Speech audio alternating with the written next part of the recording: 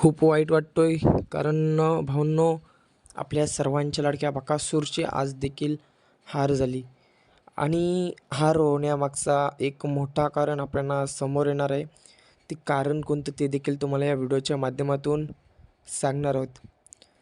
परंतु भावांनो, एक चांगली देखील अपडेट आहे.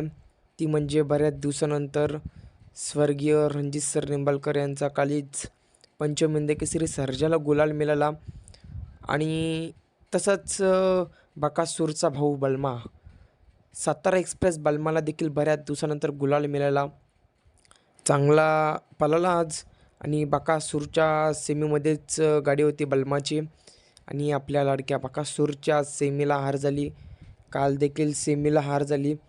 काल पायरा देखील टॉपचा होता, परंतु काल बकासूरवर अन्याय झाला आणि आज चांगली बकासूरची गाडी पळत होती, परंतु गाडी दाबून पळत होती आणि त्याचमुळे बकासूरच्या गाडीला जास्त स्पीड नाही लागला आणि गाडी आज सेमीला हार झाली गाडीची. हे बैलगाडीचं शर्यतक्षेत्र आणि या बैलगाडीच्या शर्यतक्षेत्रामध्ये हारजीत होत असते.